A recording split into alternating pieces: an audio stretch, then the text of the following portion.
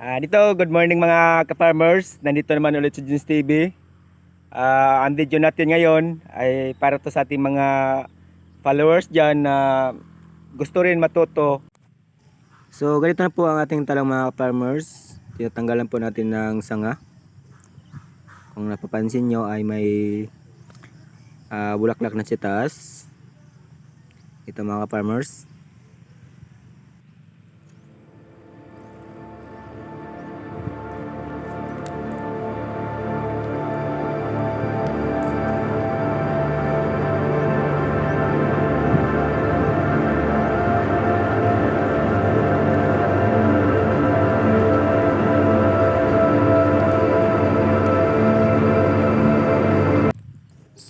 So ito ngayon ang paraan natin sa pag-alaga sa ating mga talong. Kung napapansin yung mga farmers, ay may mga bulaklak na talaga sa ating mga tanim na talong.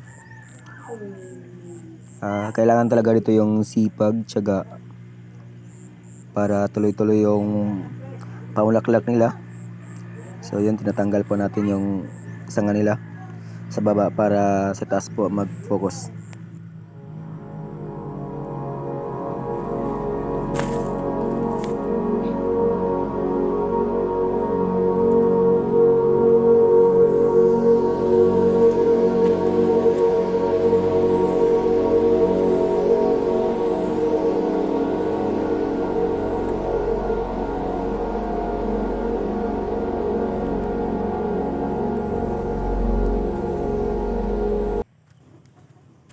So dito mga farmers, pag nakita nyo yung ganitong sistema, so lahat ng mga pagod natin ay mawawala talaga.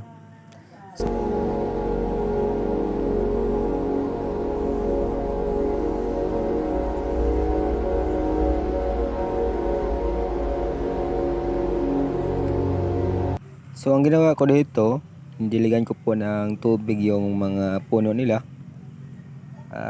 para mabilis yung paglaki sa ating mga tanim na talong. Kailangan talaga yung sipag talaga dito at syaga. So ganyan po ang trabaho natin dito sa probinsya ng Masbate. Once na ganito po ang trabaho nyo.